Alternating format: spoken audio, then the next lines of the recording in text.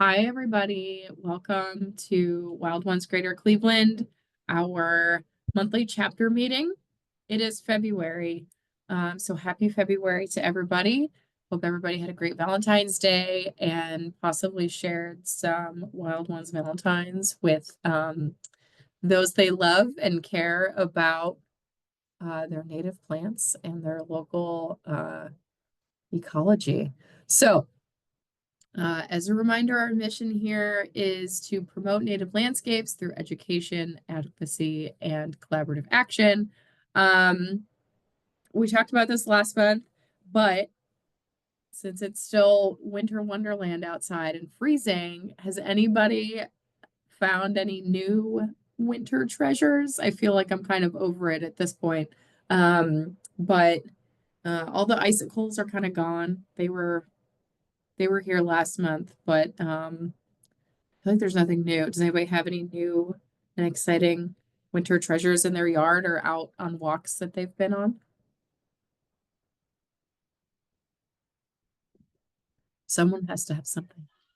It's not the kind of treasure you're talking about, but because it's so cold, I can't clean my backyard up, and I've got two dogs. So I have lots of winter treasure that I would love to get taken care of.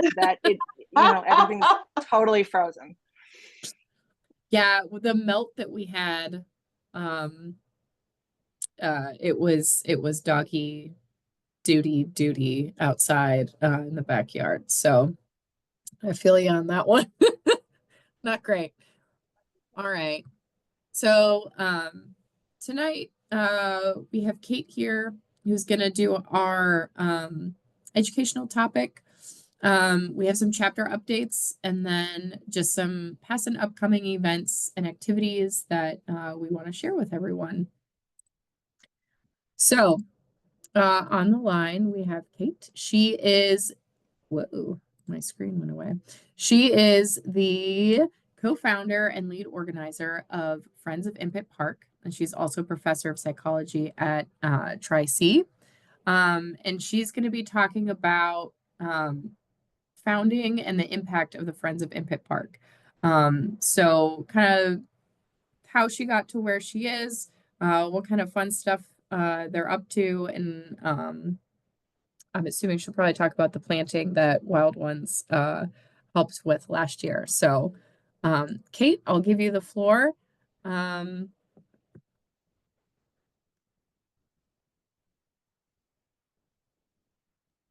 Ready now? Yes. All right, hang on. Share screen. You can, okay.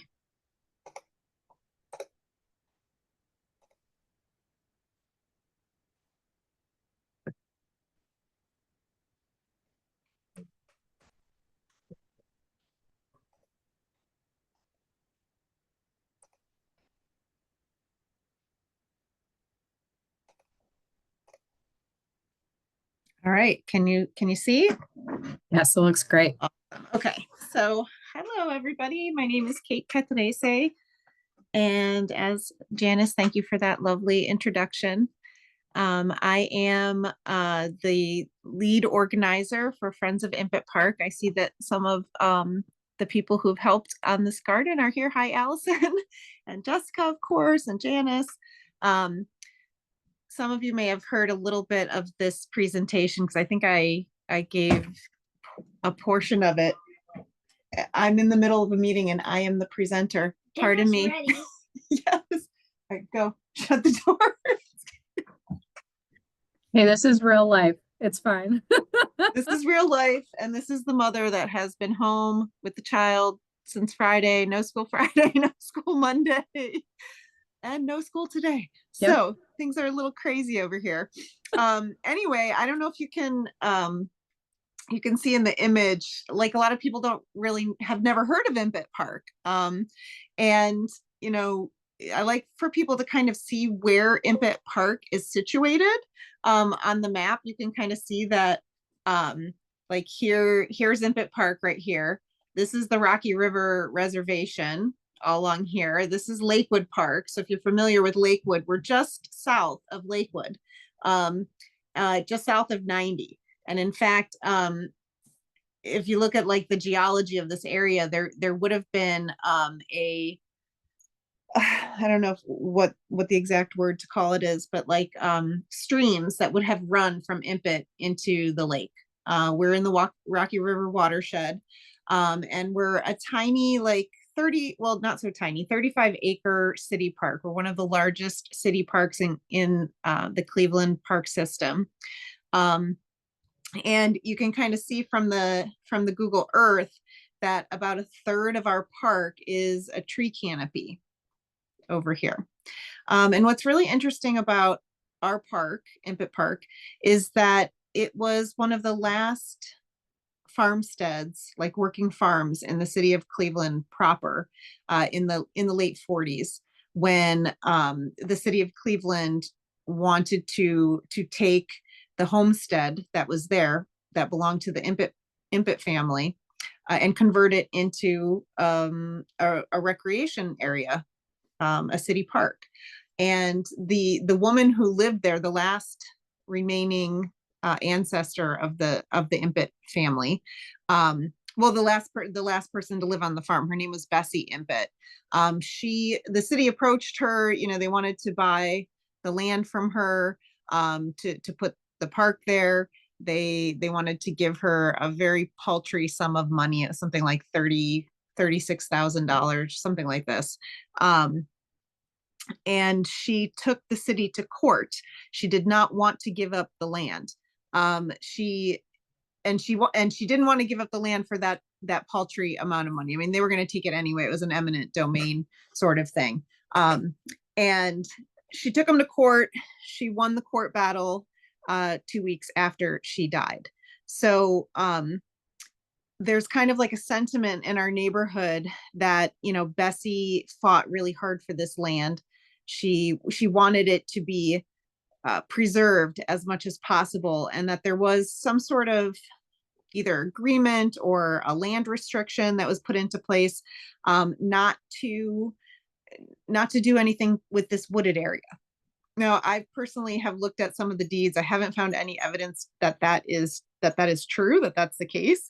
But the people that live in this neighborhood really feel strongly that this is, a very, very special and important aspect of this park is the tree canopy that's here. It's a pin oak forest. It's a wet woodland, and like you can see, it's about a third of the park. And it's actually the second largest tree canopy in a city of Cleveland park, second only to Rockefeller Park. So it's a pretty special little forest that we have there at Impet.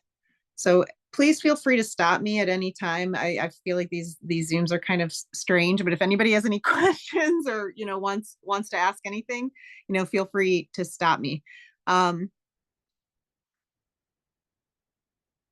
Anybody?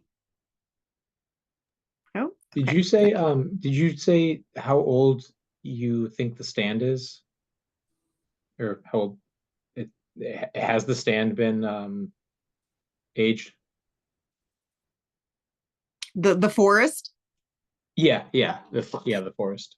I mean, it is they're mature pin oaks. They're not so you'll have to forgive me because I'm like an environmentalist by accident. When I got involved in this park, kind of the conservation aspect really wasn't like at the forefront of my mind. Antonio, thank you for that question. But that is all to say that like I don't really know exactly how old the forest is. I just know that people who grew up in this neighborhood, grew up in the woods. Some of these trees, they're not, what do you call those trees when they're being logged? I can't remember. I'm sorry, my brain is mushy. Forestry? No, the special ones that we have in Cleveland. Maybe Allison knows. Oh, the Grover Cleveland trees, or no, Moses Cleveland trees. Moses Cleveland, yes. They're not that old. So I don't know what the age of those trees are, but they are mature. So I don't know. However, and I should have put a picture up of this. I have the original survey of the property when they acquired it by the city. And they actually did a survey where they went through and they pinpointed every single tree that was there, what kind of tree it was, the diameter of the tree. And it's pretty incredible because actually there were trees everywhere. I mean, it was a farmstead there, and there were orchards as well. So, but the thought was that, I mean, people in this neighborhood think that this particular area of the park was supposed to be like a protected area. They think, and they assert that this was like the will of Bessie Impet, though I don't have any concrete documentation or evidence that is the case. But that is a very strong feeling that people have in this neighborhood. And so when we started working on Impet Park, that was kind of something that came up from the very beginning. So Antonio, I wish I knew the answer to your question. I just know that when Julie and Dave from Meadow City came and did like a forest walk with us, they said that they were not, like, there were several levels to have it graded as a wetland area, and they were mature, but they weren't like the highest level of age, whatever that one was. I can't remember off the top of my head. So they're old, but they're not that old. Thank you. Well, Sorry for the No, very that was a great indefinite, answer. very indefinite answer. Yeah. Kate, just out of curiosity, I know there were pieces of the canopy that were destroyed because of the tornadoes, I believe, Hurricane. that went through, Yeah, or the storms. Yeah. And I'm just curious if, because I know some of the trees were going to get cut down, but were some of them left? And I'm curious, has that been addressed? Because I know you guys tried to stop some of that. So out of curiosity, from a yeah. science and preservation perspective, did you guys leave some of it? Because I'd be curious to, like, Antonio's, like, has the tree rings have been counted, or like some of the other, from a citizen science perspective, been looked at from that? So I'm just going to skip ahead to that slide. Oh, okay. Since I have. We can leave to the end. Oh, okay, I'll leave it to the end then. Okay, that's fine. Jumping the gun here. Sorry, it's a great question though, Jessica, and just to answer it real quick, the answer is no. Okay, the answer is some of the trees were left, some of the trees were taken away. It is a mystery who decided to take them down, and where they went. Something that I should just kind of put out there from the get-go is that this is one of like a million parks that the city of Cleveland operates. We are a very huge span of a park system, very under-resourced. The majority of the work that the urban forestry department has been doing has been like catching up on like a 5-year backlog of tree maintenance and tree maintenance requests. So there's not a lot in the way of kind of pushing toward logging the trees, cataloging the trees. But we did just this past year, our Cleveland Tree, I can't remember what it's being called right now. It's like our Cleveland Tree Commission basically was reinstated. And so maybe some of that stuff is on the horizon. But in the meantime, it's really up to kind of local groups to kind of keep an eye on things. But it's very difficult it's very difficult when you have a city that is so large with so many parks to take care of, with so many demands for maintenance, that things like our tree canopy in a park are something that kind of gets left to the side. But that's a great segue for kind of how we started our organization, because our park, you can kind of see from the image here, it's mostly ball fields. There's a playground from like the late 90s, a pool, some tennis courts, a parking lot, a football field, a rugby field, and then really just, open space. And for many years, people be like, oh, Impet Park, it's such a great park, it's such a great park, but it needs this or it needs that. And so after the pandemic, like we kind of started this work after people were spending so much time in the park during the pandemic. And then after the pandemic, when I personally had a little bit more bandwidth to get involved with it, me and my co-founder Don Hill got together and said, well, what can we as citizens do to make this park a better place, to bring it up to speed, to revitalize it, and to make it a better place for all of our neighbors. So that's kind of where the beginning of our story. So Don and I decided that we were going to have this big event. And at the event, we invited Mayor Bibb and our council person, and Mayor Bibb brought his cabinet. And we kind of asked people, like, what do you love about this park? And what do you want to see differently? Where do you see opportunities for growth? And so, one of the things that we felt really strongly about was that we didn't come into this work saying, this is what we want to do, and we're going to do this. We came into this work saying, how does this park best serve the people who use it? What are the things that people who use this park want to see more of? And what are the things that people want to see less of? And so we let the community tell us what the agenda should be. And then we started advocating based on the things that we heard back from the community. So we did this kind of brainstorming session at this event where we had people, write up on giant Post-it notes, like their ideas for the park. And then we created an online survey that kind of mimicked those questions. And I analyzed the survey data. My background is in research, so I had the skills to do this kind of work, and determined, what were the things that people wanted. And so, the whole reason we got connected with Wild Ones, and our kind of sustainability work is because the number one thing that people said is they wanted the park to be more beautiful. They wanted to see flowers. They wanted it to be weeded. They wanted cleanup. They wanted plant trees and plants.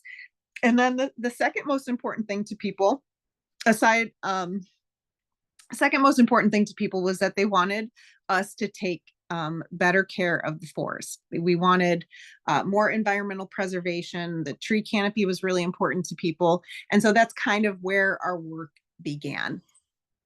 So we started off in the spring of 2023 with some meetings that we had where, we looked at these things that people wanted us to focus on, and then we invited experts to come and talk to us about how we could accomplish these goals. So we had the folks from the Cuyahoga Soil and Water Conservation District come and talk to us about native plants. Some of us started going to these, the virtual sessions with the biodiversity series. I took the Master Rain Gardener course. My husband took the tree stewardship training, and we had other people who were tree stewards as well that were already in our group. We invited experts, the urban forester, John Palmer, Colby Sattler, who was one of the original Western Reserve Land Conservancy, the creators of that course, our landscape architect from the city of Cleveland, and Matt Krem from the Metro Parks to come and talk to us about, what could we do with the woods? Like, what should we be doing? How should we be nurturing this environment? So in the spring, we did all these meetings that were kind of focused on getting expert advice about how to proceed. And as a result of that, we decided that we were going to do a rain garden. And after we heard from Meg Hennessy and Kirsten from the Soil District, And we're like, well, how are we going to pay for this? So I know Jessica wanted me to talk about money. So, I'll just throw it out there that there are all kinds of small grants floating around in your community. I mean, we're in Cleveland, so for us, like one of the major grants for doing community development is the Neighbor Up grant, which is operated out of the Cleveland Foundation. They might be separate now, but and so we applied for a Neighbor Up grant for they're like very small $5,000 grants, but it's enough to do something like a garden in your neighborhood. Oh, I see Kristen Planbeck's on as well. So sorry, I'm just noticing people popping in. Some of the people who do volunteer with us. So anyway, so that's kind of where the seed that was planted for this work. And like I said, I didn't know anything about native plants. I mean, other than like recycling and, trying to be, sustainably minded. This is not my area of expertise at all. And so I think that's kind of like one of the reasons that we've been so successful is that, we want to learn and we want to include organizations and groups and people, like anybody with expertise. We're like, come on board. We're all about creating those connections and those collaborations. Anybody want to jump in and ask a question or make a comment? I was just going to say, Kate, as a landscape architect who, deals with community engagement with certain projects, I loved your last slide and how you guys approached, like the question of what do we do? Well, let's let the community decide. And that was, you hit the nail on the head and it looks like it was a success. And obviously it helped that your background is research to help analyze all of that. It's not easy. So kudos to you guys for it made my heart happy to see all of that. Well, part of the reason for that, Janice, and I mean, our story is so long and complicated. And part of the reason for that, Janice, is because during the pandemic, when the city was, the parks things were closed. The landscape architects, the people that worked at the city and the council people got together, they were doing more like tabletop activities. Okay. Because there wasn't a lot happening in terms of construction or things that were going on in the the recreation facilities and stuff like that. So they were like, well, what are we going to do at this time?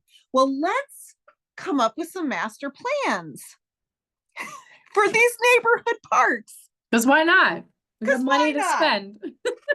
Why not? Okay, and I'm just gonna show you. Like here is like some of these master plans. I love it. See this, okay? Like I have boards from all these things all over my office.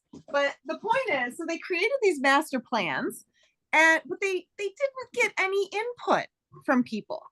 Yeah, that's not the way to do that. Okay, and then one day, it's like we're like, okay, why are the tennis courts being refinished? Like that would not have been the thing that our community would have decided to do. Well, now though, do people play pickleball there? Yes, there were, but the pickleball lines were not created until after. Okay. Right. It was just a refinishing of, and some of that was because, well, okay, the city line itemed budget for tennis courts. Okay. Right. Well, who needs a tennis court? There's a lot of bureaucracy that goes into, oh, I'm sure, how park amenities are improved. Right. Right. Budgeting and just all kinds of stuff. But that was kind of one of the kind of impetus for us getting together and saying, this is our park. Yeah.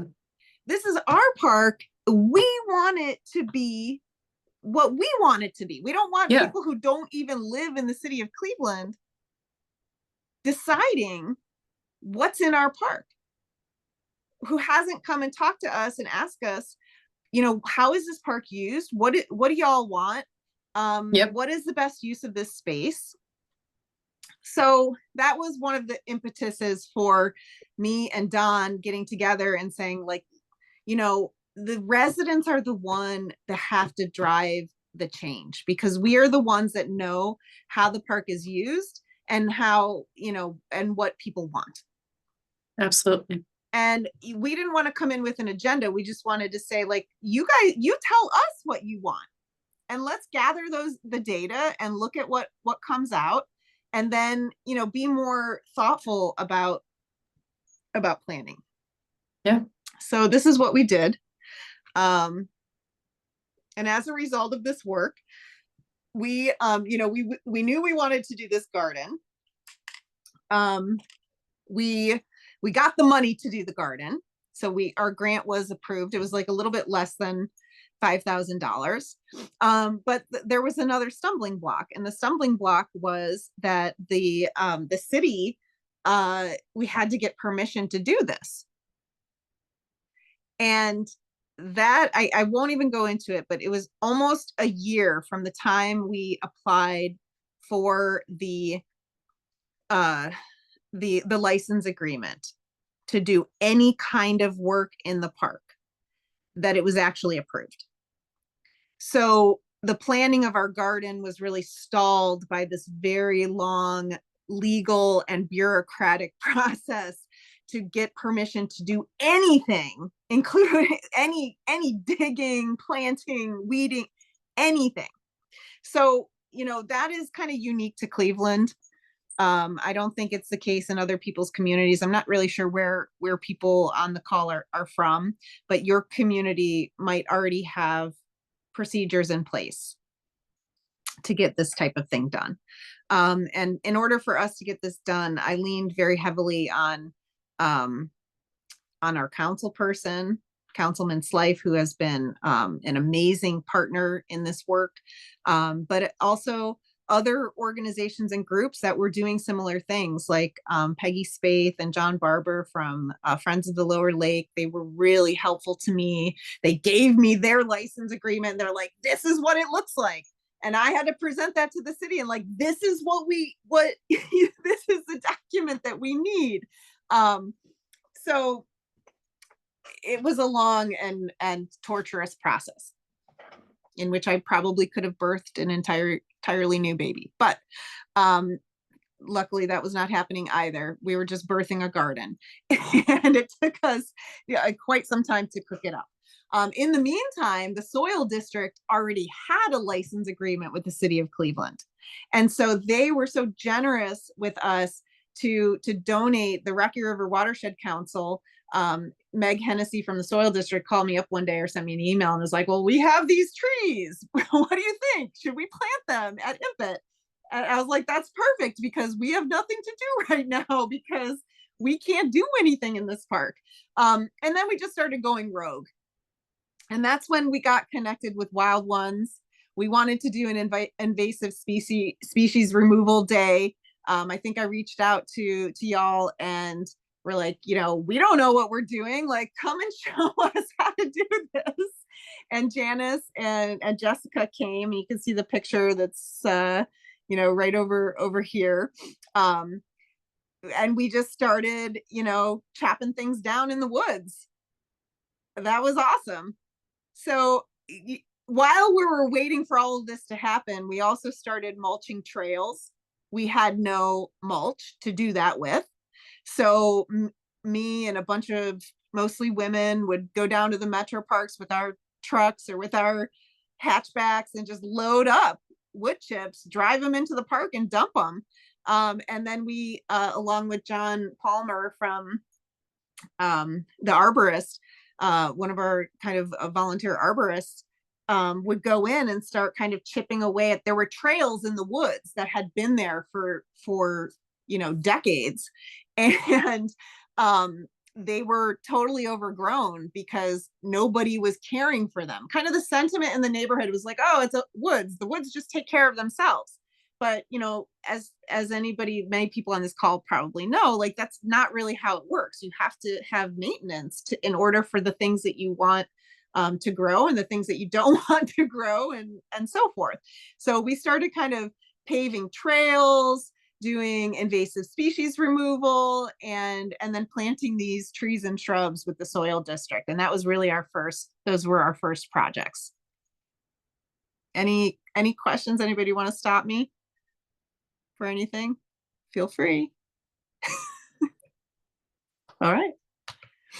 So, and while we were doing this, these are just like some examples of the type of stuff that we would do while we were waiting to get permission to actually plant a garden. So this is John in the left-hand side, John Palmer, tree PhD. You might have seen him on, I think he's on like sometimes the morning shows on TV, and he's just so awesome. He lives in our neighborhood, and he came and he would meet up with us while we were doing work, and we would just stop what we were doing, and he would walk us around the park and show us the trees. And here he is, he's showing in the corner there the way that the tree roots on the pin oaks grow when they're looking for water. And we'd collect trash. One of the big problems that we have in this park is that people dump stuff in the park. Especially people who have homes that are alongside the park. They tend to think that, well, this is the place for them to dump their yard waste or their washing machines, pretty much anything. So here's just like some landscape edging that somebody was just like, well, I don't need this anymore. I'm just going to throw this in the park. There's Dave and Julie from Meadow City came out one day, and Julie used to do wetland delineation surveys, and so she brought her survey stuff and did kind of like a mock wetland delineation with us. They didn't have all the tools that they needed to formally do this delineation, but they were like, this is a wet woodland. Part of the reason that we were going to do a rain garden is because there was so much water in the park. And as we started engaging with more experts on the park itself, what we learned is that we didn't need a rain garden. What we had was a wet forest. So the garden that we decided to do, and this is kind of the spot that you can see where we were thinking, this is like a big open green space near a t-ball field that is just wet all winter, fall. It's just always wet. And we're going to do a rain garden here. And then Julie and Dave were like, this is a wetland area. What you need is a wetland garden. And so we kind of shifted gears. What we had a grant for a 500 square foot garden turned into a 3,000 square foot garden, because we were looking at the pattern of where the water was and wanting to plant things in those locations. So we spent like last winter, the whole season kind of preparing this 3,000 square foot plot. And also while we were doing that, we were continuing to have our kind of Sunday meetups where we were planting trees. This is Dan Lehman. He's one of the Western Reserve Land Conservancy tree stewards in Cleveland. And Dan like pretty much adopted our park once he saw, the potential for being able to really build up the tree canopy. Here he is showing some students and their parents from St. Joseph Academy, some of our volunteers, how to plant trees. And so we were planting trees over the winter. We were doing kind of cardboard mulching over these wet areas to kind of kill off whatever was there. And then we started planning our native planting day. Hey, who did you say that was helping you? Dan in the corner with the trees, that's Dan Lehman. He is a Western Reserve Land Conservancy tree steward, and he also serves as one of the citizen members of Cleveland's tree. I want to say it's the Cleveland Tree Commission, but that is not what it's called. The Cleveland Tree Commission is something else. I don't know, maybe Kristen knows. Kristen, do you know what it's called in Cleveland? That's okay if not. Yeah. It's like Mayor Bibb's council, like tree council. And there's some of the elderberry that we're growing from the shrubs that we planted with the soil district. So this became our major project for last summer. Jessica and Ray were instrumental in the planting of this garden.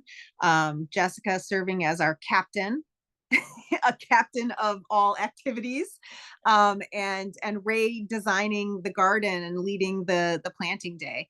You know, I had no problem planting a 500 square foot rain garden, but when it came to a 3,000 square foot, you know, wet garden, I wanted to bring in the experts to help us, you know, really figure out how to do this so that it would be something that would last, something that would be beautiful, and something that would really engage the community. So I think I see Allison in one of those pictures. And I don't know about Kristen. I don't see her anywhere, but I just want to say, Yeah, once I'm we, there. oh, there she is. Do you see yourself?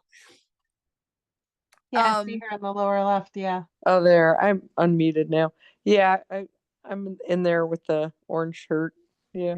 Oh, are you in there too, Kristen? Yeah, yeah. Awesome.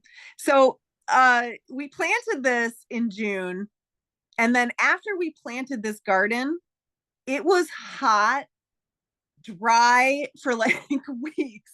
And I won't get into it because I know I've talked quite a bit so far. So I want to leave time for questions.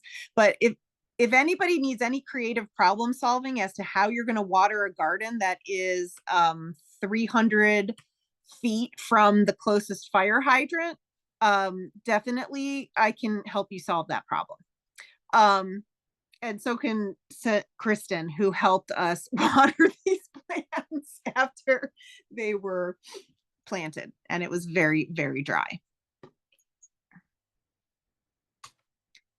And Jessica and I talked about, you know, kind of creating like a handbook for how to do these kind of gardens, because you think like, oh, I'm going to plant the garden and that's it. But it really depends on how big your garden is.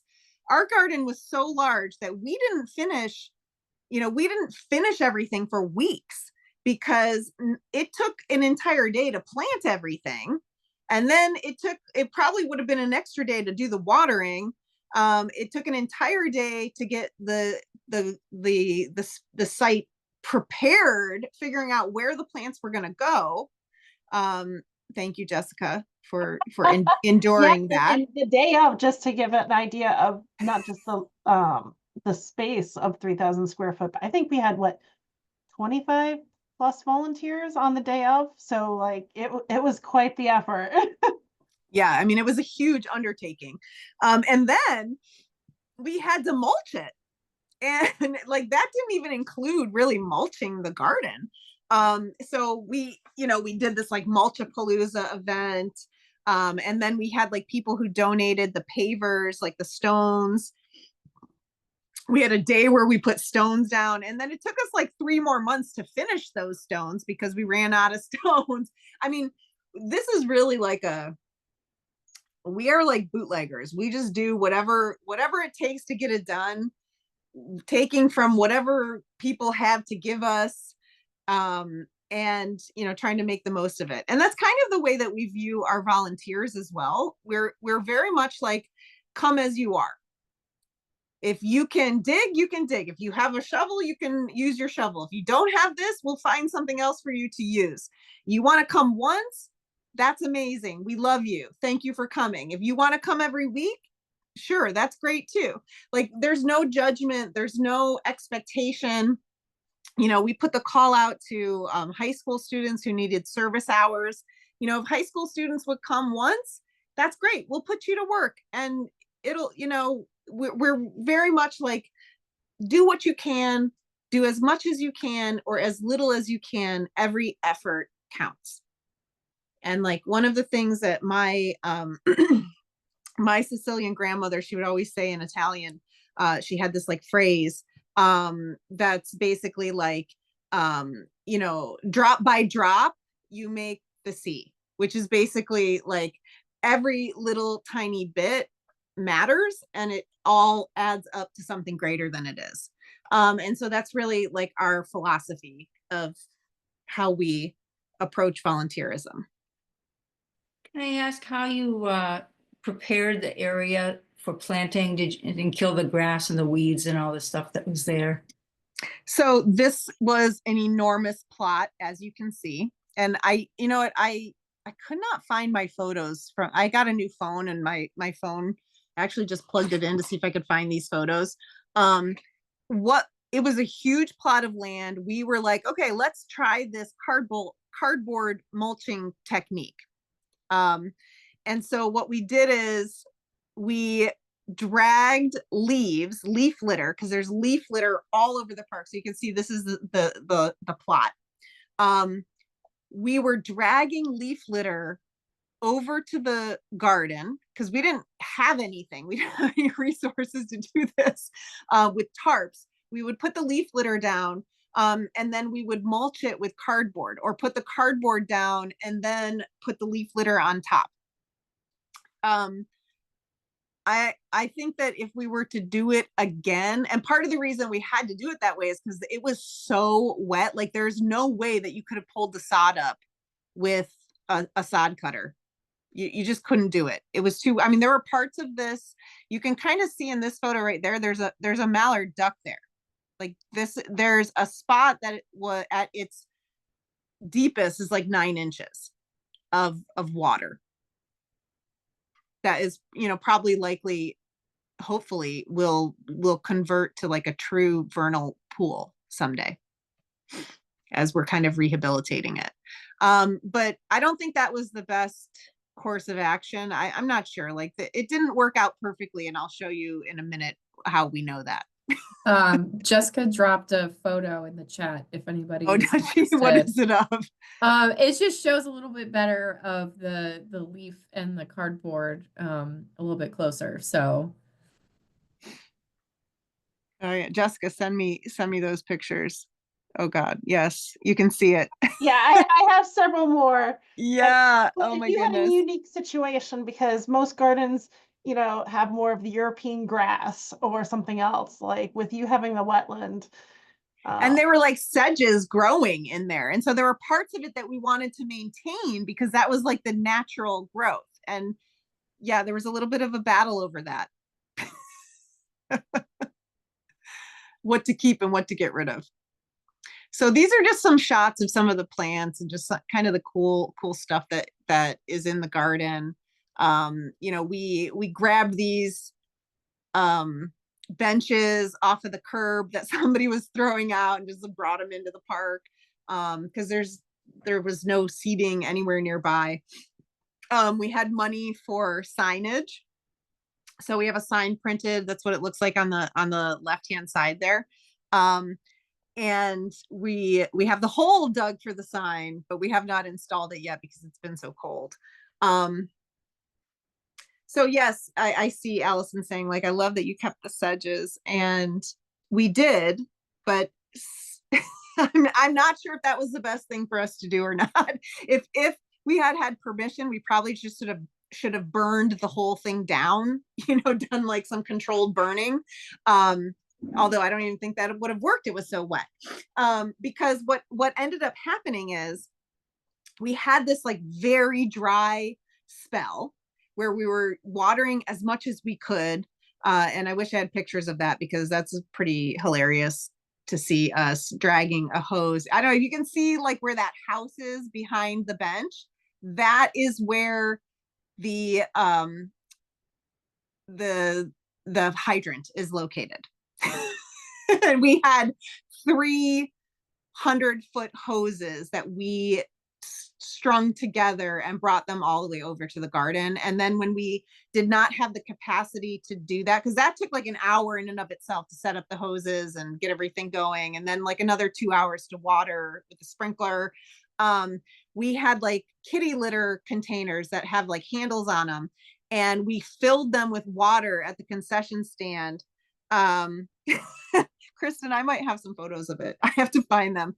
And then we would leave them at the side of a fence, and people like Kristen would come, and we had this kid that lived over there, like this seventh grader who just is amazing. Effie's kid, this is Effie right here, who would come and just use the jugs to water the plants. Like we had them propped up on rocks and sticks so that they would kind of trickle in. You know, we just, it's totally, we just bootleg however, you know, the motto is whatever it takes. Okay, so because it was very wet, it was very dry, and then we had all these storms, and it became, we weren't working in the garden for several weeks because it was raining for weeks. And when that happened, all of these grasses, invasive grasses that we had thought we had covered up with cardboard mulching started exploding. And so you can kind of see like this, the after is what it was supposed to look like. This is how it was when we planted it. And then during this wet spell where we couldn't get in, this is what happened with the grasses, the invasive grasses. So we spent weeks pulling out these invasives because we did not want to use an herbicide. So we'll see what happens in the spring. Janice, any thoughts? I have no advice other than try and catch it early. But it's hard when it's first coming up. You're like, oh, is that something good or something bad? So we consulted with our experts, Jessica and Ray, and Ray gave us some amazing advice on what to do, and was ultimately like, if that doesn't work, then you will have to use an herbicide. We're trying not to, but we do recognize that sometimes that is what is necessary. You can see we continued the bags of invasives. We continued pulling them and throwing them out. We had many hands to make light the work, but usually, it would be like 3, 4, 5 people at a time. Like, again, like we're limited by the capacity that we have. During this time was when we had this huge storm. We lost probably 7 mature oak trees, pin oaks and swamp oaks. And this is, we sent a letter to the city because they came in, one of the contractors came in and cut down 6 mature pin oaks that lined the West 153rd Street. One of them cracked and fell on somebody's house. And then when the contractor came in, they just clear cut all of them. You totally missed dinner. Yeah, I know, sweetie. Can you give me a few more minutes? Thank you. I don't know where the interceptor is. There is someone supposed to be intercepting this child. They're eating dinner, Kate. Yeah, right. So, we sent a letter about our opposition to the way that these trees were managed. There was likely no arborist that evaluated them before they came in and just cut them all down. Like probably maybe 1 or 2 of them needed to go, but the others were just cut right down. And you can kind of see, I don't know if you can see in the photo, but they're like people came and put like stuffed animals on the tree stump, like as a, like a shrine sort of thing. And in the meantime, part of the reason that there have been so many challenges in Cleveland City Parks is that probably about 20 years ago, former Mayor Jackson, in order to balance the budget, combined parks and recreation with public works. So we have not had a dedicated parks and recreation department in at least 2 decades. And just recently we hired our director, Alex Nichols. She came from Shaker Heights. This is her with me in the woods. We're walking around the woods and we're showing her the things that we've been doing. And So I really have great hope that she is going to right the ship. She is very invested. She spent an hour and a half with us at the park, listening to us and taking notes on the things that we were saying, like really, really wanting to work with the citizens to bring our parks up to speed.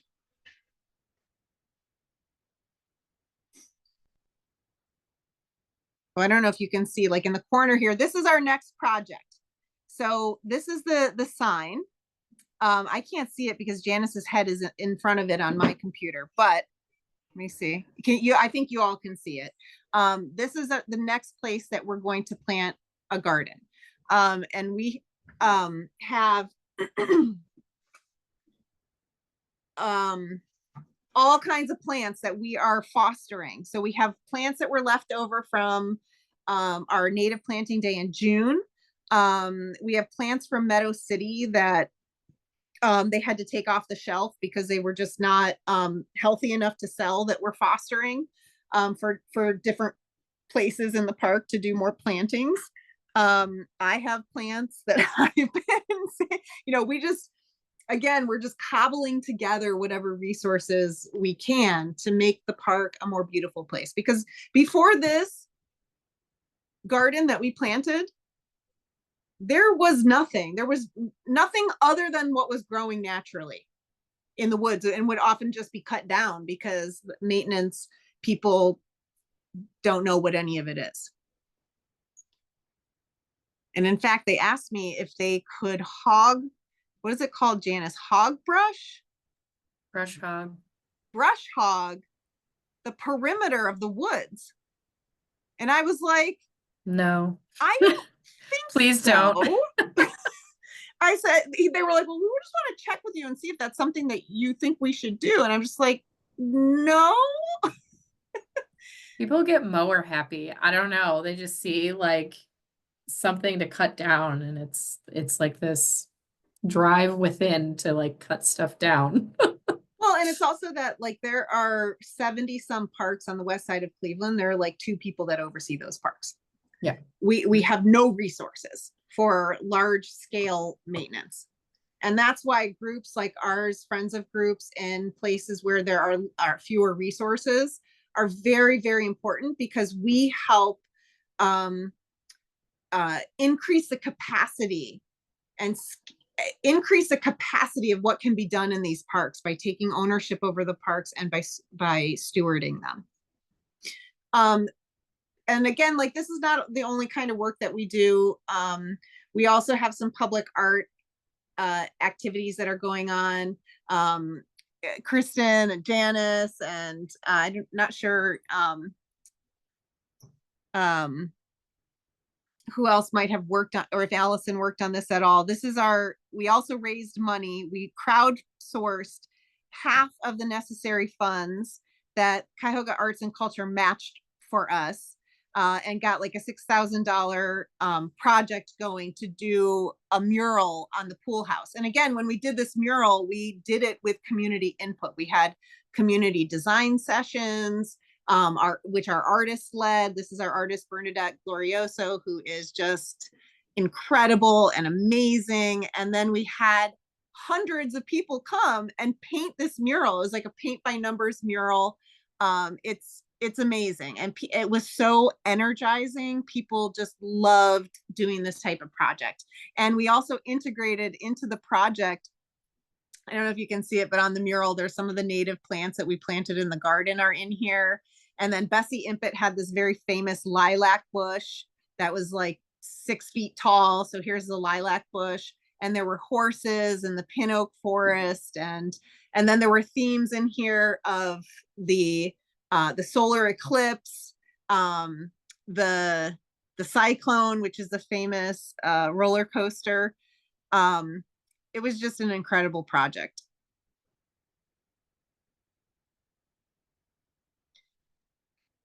And then we also kind of led the charge in the redesign of our playground. And the type of playground that we designed, again, when we knew, well, actually, even before we knew we had any money for a playground, That was one of the big things. Our playground was old, it was dangerous, it was not developmentally appropriate.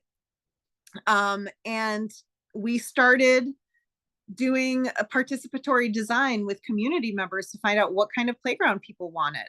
And as a result of that participatory design process, we learned how few resources there were available for families of children with disabilities to actually play with their peers. And so we created a universally designed playground with the city and with our Burke Recreation, Snyder Recreation, the company here in Cleveland that helped us design this playground, where we created a playground that exceeds ADA standards by over 200%.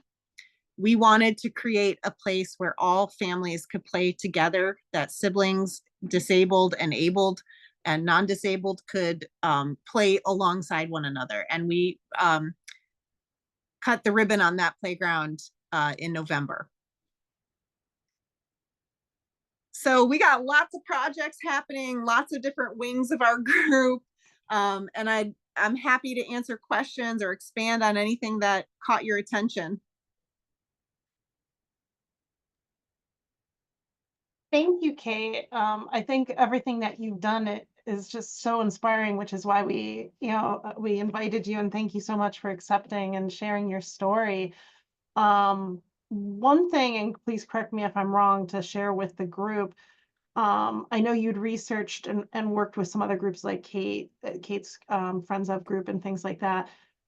If I'm not mistaken, one of the extra steps you even took was to become a nonprofit yourself to get support, correct?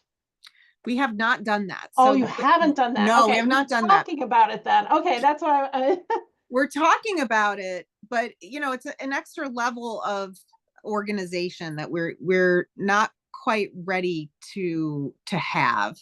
What we have is a fiscal sponsor. So in Cleveland, there are these things called community development corporations, and other municipalities have them too. But in Cleveland, our neighborhoods function with the support of these development organizations in each neighborhood. Ours is the West Park CAMS Neighborhood Development Corporation, and every neighborhood has one. Okay. And it's kind of like a public-private sort of thing where they get money from City Hall, but then they also have their nonprofits. They get nonprofit money as well, or they raise money as nonprofits. And then they work in the neighborhood to address issues in that neighborhood. And so they serve as our fiscal sponsor. So they have our account. They have our account. They deposit our money. They sign, over the checks, and they like watch over it legally. They're like our parent organization. Yeah, because the thing is, so many people think, oh, you have to become a nonprofit or something like that. But there's already some of these other things in place. I think that just makes it that much easier for people to start their own friends of groups within their own local communities. So thank you for sharing that example of like how you're engaging with your city. And it can be anything. So just to kind of give people an idea of how they could do this in their community, like our fiscal sponsor is West Park CAMS Neighborhood Development Corporation. But I know that like Friends of Clarkfield, which is also in Cleveland, their fiscal sponsor for a long time was like a church in the neighborhood. And the church served as their fiscal sponsor. I know that Peggy Spaeth and John Barber I don't know if they're their own nonprofit now, but one of the pieces of advice that Peggy had given me up front was like, you don't need to be your own nonprofit. Let somebody else handle that. You just focus on doing the things that you want to do. I can't remember who their fiscal sponsor was, but I want to say it was, some organization in the Heights that served as their fiscal sponsor for a long time. No, so yeah, you don't have to, you don't have to have a board and have the bylaws and all of this stuff. Like you can find another organization that wants to sponsor you, and they can serve that role to manage your financial stuff. They also provide us with the insurance that is necessary. So in order to do the work in the park, you know, we had to have I can't remember what kind of insurance it's called, but you know, we needed to have the liability insurance, and they hold the liability insurance, and we operate the volunteers, but they all sign waivers that are insured by the Community Development Corporation. So like, for example, Keep Lakewood Beautiful, I think Friends of maybe Madison Park, I think Keep Lakewood Beautiful might be their fiscal sponsor. You know, there's organizations in other municipalities that serve in this capacity. I was gonna say, oh, sorry. Oh, no, go ahead. I was gonna say the development corporations that you're talking about, CDCs, like they usually are typically in more, you know, like urban city centers, like Cleveland. I know Columbus has one, Cincinnati has a really big one to help out their more urban neighborhoods. So that's definitely a big option for, you know, if you are in, you know, greater Cleveland. But then I would imagine it would turn to a different organization as you're trickling out of the urban center. So yeah, and I mean, you can, CDCs are great. yeah, they have supported us so much. Does anybody else have any other questions? I know Jessica was furiously putting more pictures in the chat, which are lovely, from the mural painting day. I don't know how to get the pictures on my. Well, I appreciate the opportunity to talk about this. I'm also, you know, available if anybody has questions, wants to chat more. I realize now that I'm saying this, that there was somebody over the winter break that had emailed me that I haven't gotten back to. But friendsofvimpetpark@gmail.com. You can find us on Facebook. You can sign up for our newsletter. We're always looking for people to help us with all kinds of greening up sorts of activities. We usually meet when the weather is good on Sunday mornings.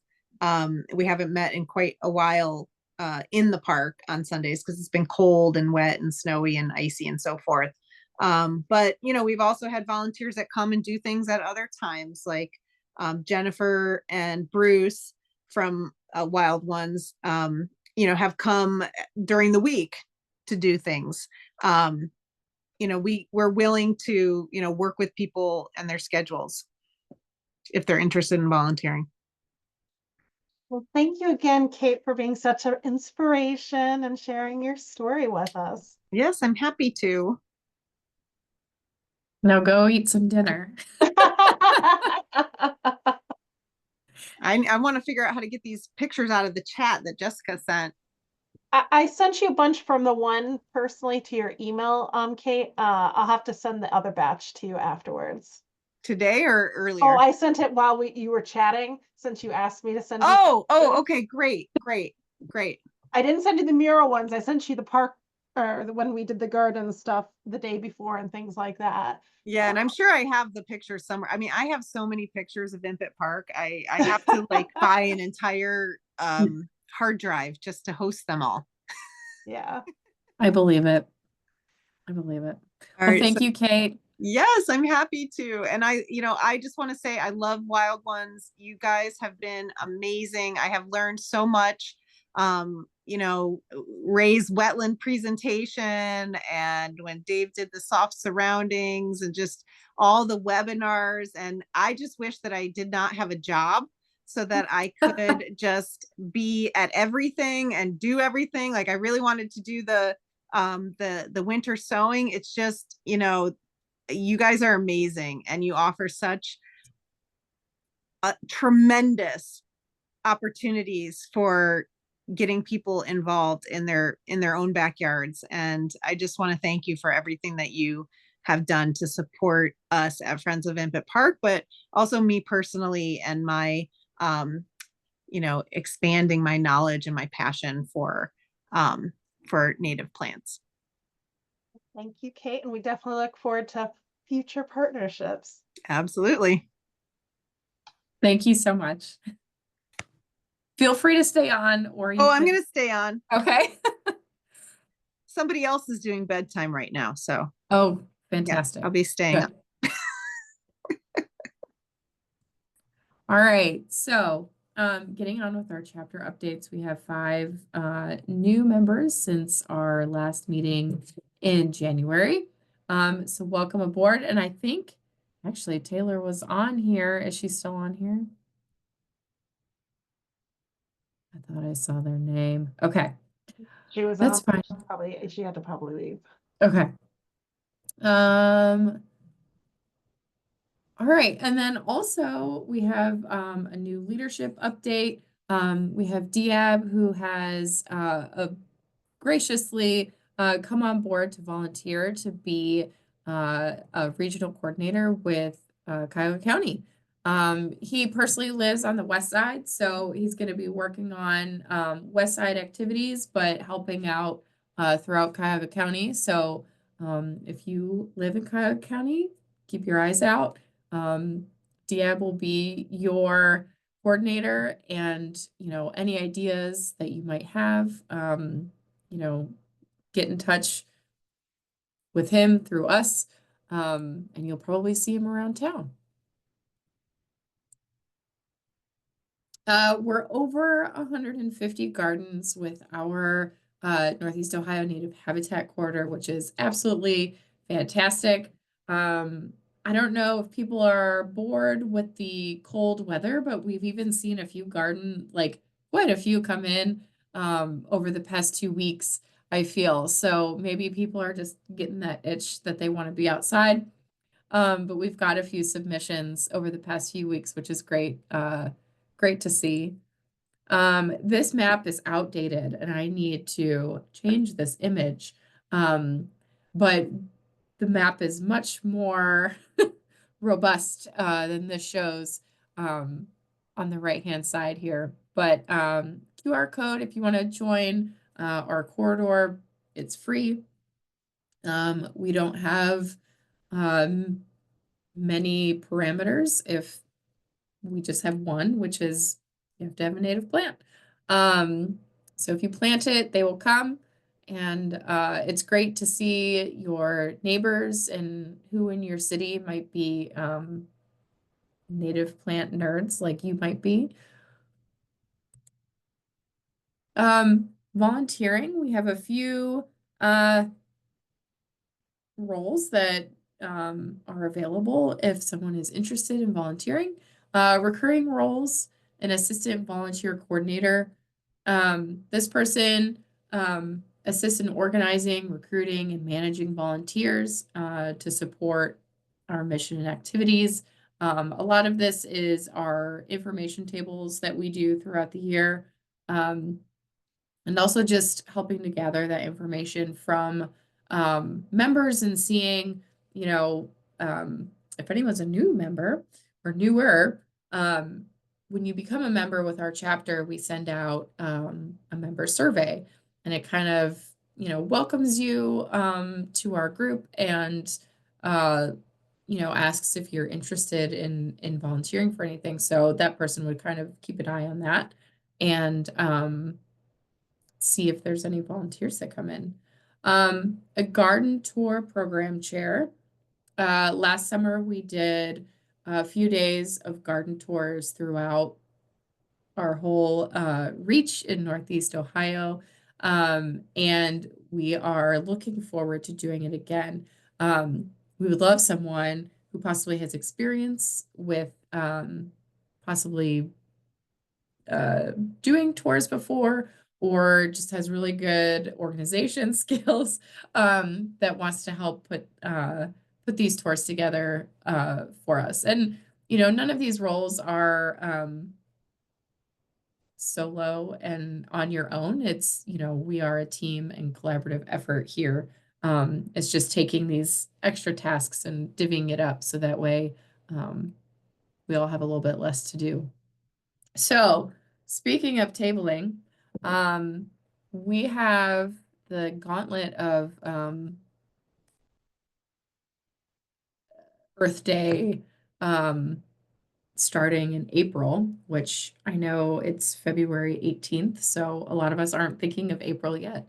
But there's a big kickoff of environmental fests, earth fests, all sorts of stuff. So this is just kind of what we have so far, as far as tabling opportunities, and that would be, you know, having a 1 hour, 2 hour, or a full day shift of being at our information table and providing people information about wild ones or about native plants. You do not have to be an expert. I don't think any of us are.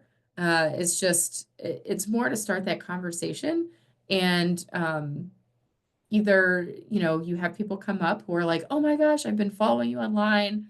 It's so nice to meet you in person. Or you have the person come up who doesn't know what a native plant is, and you get to have that really special moment of teaching them and educating them on what wild ones and, you know, the native ecosystems are all about.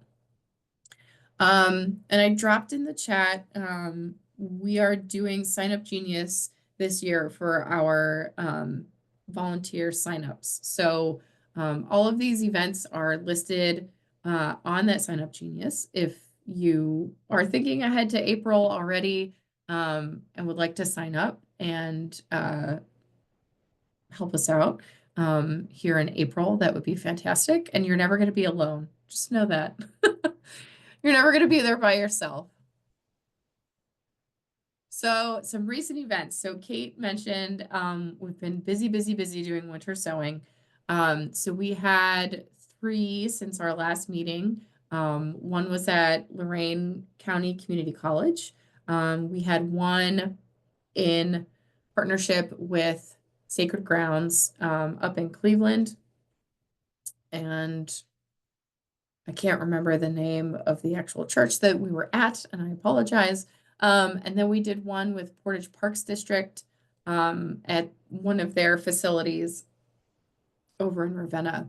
They were all wonderfully attended, and it was so much fun to smell, you know, that soil smell again, and really just get together and, you know, for a common fun activity and hang out and hopefully get some plants in the spring. So we still have one more, which I will tell you about shortly.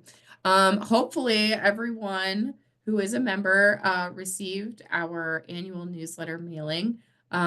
So this was just a few snapshots of us getting them ready to get in the mail. So we had to fold them and, you know, get mailing addresses on there and everything. So, and we definitely had our feline helpers there,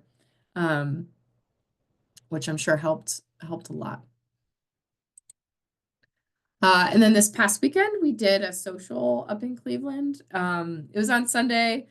The weather was not great for it. But we did a native plant game social at Brewdog up in Irish Bend.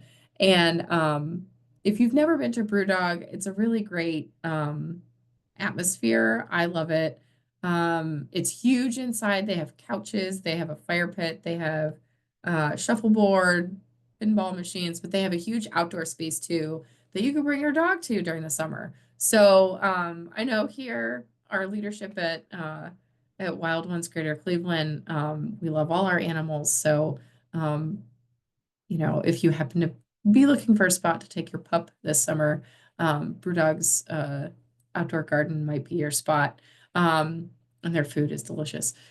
So we played Nature Dads, who are out of Columbus, released this native plant party game last year. So it's basically you have a home and you draw different cards to attract your pollinators, which are the little circle chips, like your little bumblebees, to your yard. So, and it's timed, and whoever has the most bumblebees at the end of the timer is the winner. So it's super fun. There's all sorts of like if you're playing Uno, like the reverse card or, draw four. There's like, bad cards like that. But it was super fun to be there. All right, so upcoming events. We have one more winter sewing. You have one more chance. It is this weekend on Saturday. Registration is required. It's up in Bay Village. If you have ever heard of the Lake Erie Nature and Science Center, it's right next to Cleveland Metro Parks Huntington Reserve. So it's right there on the lake. So winter sewing. So register for that. If you need to get one more one more jug in for your seeds. If not, we do have resources on our website if you miss it, that will help you do winter sewing at home. We also have our book club coming up. I'm very excited about this one. We teamed up with the Cleveland Public Library, and we're going to be actually out your way, Kate, at the West Park branch on May, I almost said May, March 8th. We have an in-person discussion, and there'll also be Zoom available. So we'll have that virtual option as well. The book is Braiding Sweetgrass by Robin Wall Kimmerer. Classic book. I will say it is, I don't have it. Do I have it? It is, it's thick. It's a thick book. So I am not as far as I hoped right now. So I think I might switch to the audio version to move along a little bit quicker. So I know I looked up, if you have a library card and you're in the CleveNet system, you can sign up for Hoopla or Libby, and both of those have an audio book, and it's actually narrated by the author, which I think is pretty cool. Or there's an ebook also if you're a Kindle reader. Or you can just borrow the hard copy from your local library. I think another thing too is, trying to be sustainable. If you have a local used bookstore, this book has been around for a while and it is a classic, I feel. So I feel like it might be readily acceptable, or not acceptable, readily available at a used bookstore. So go browse around and see. Another exciting thing that we're going to be doing while we have this in-person meeting is we have Sarah Waite, who's going to be in from You Bloom Yoga and Wellness, going to do a gratitude exercise with us. It's a major theme in the book, so it kind of ties together, making sure that we're all practicing gratitude in our daily lives. So really looking forward to that. And it'll be something that even if you are logged in virtually, you're still going to be able to do the exercise. So you won't miss out. Registration is required for this as well, on our website, for the virtual and the in-person. All right, we have another game night prepared. This one's going to be in Medina, with Medina County Parks District at their lodge at Allerdale. I think I'm saying it right. It's kind of right over the Summit County line into Medina. So it's pretty close for the Akron area people as well. But the lodge at Allerdale has a fireplace. So I'm really excited to scoot up to the fireplace and play the game. But we're also going to be doing some seed packing. So if you're not into the game, that's fine. we're gonna, it's always just a social anyway. If you want to come and just chat and hang out and drink some hot chocolate, we would love to have you. So, 'cause there is going to be hot chocolate and some light snacks. So, come play the game with us. Come hang out. Come just sit by the fire and we can talk about our plans for our spring gardens. And that is a Thursday evening, March 27th. And then also, this is very exciting. Last year we did spring ephemeral hikes, and I would say they were a huge success. We had very good turnout at each hike that we did. And so we ramped it up this year to really try and get across, all of our reach here in Northeast Ohio. So that way, everyone has an accessible hike that they can get to that's close to them. So we have 5 hikes scheduled. One with Porch Parks, and these are in chronological order from left to right. So we have one with Porch Parks, Medina County Park District, Lorain County Metro Park, one in Cleveland Metro Parks, and one with Summit County Metro Parks. So these are all like fresh, hot off the press. I do believe we have Facebook events made for all of these now. But these are just kind of show up, make sure you're wearing appropriate clothing. Last year, we had the first one, we were all wearing winter coats and hats. And then the following weekend, we were wearing shorts. So you never know in Northeast Ohio what the weather's going to be like in April. So, just pay attention to the weather for that day. Bring water, sunscreen, who knows? A ski mask, I don't know. But hopefully we'll see a lot of good spring ephemerals this spring. I'm hoping with all the snow that we've had, they're going to be good this year. All right. And then just a quick call to action. If you're not following us on social media, we would love to have you follow us. For members, just a reminder, we do have a member only group on Facebook, and it's kind of like just a chat. And, if people have questions or see an event that they like, it's just kind of that discussion. Facebook, Instagram, we are on LinkedIn also. And also follow us on YouTube because you'll be able to rewatch this wonderful chapter meeting that we've had tonight and all the ones before it on our YouTube channel. So also, don't forget to tell your friends and family about us if they are interested in native plants. We really would love to get to that 200 member count. So let's do it. Let's do it. We can't do it without you. So we appreciate you being here with us. If anybody has any, last minute questions or comments or anything, the floor is open. If not, I hope everybody has a great rest of their evening, and hopefully we'll see you soon around town.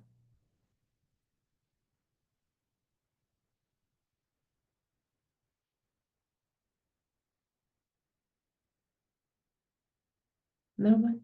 Okay, that's fine. Also, in the chat, Jessica put our events, so you can click them if you haven't yet, if you're not registered.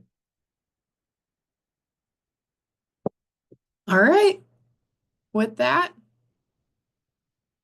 have a great rest of the month, and we'll talk to you soon. Thanks, guys.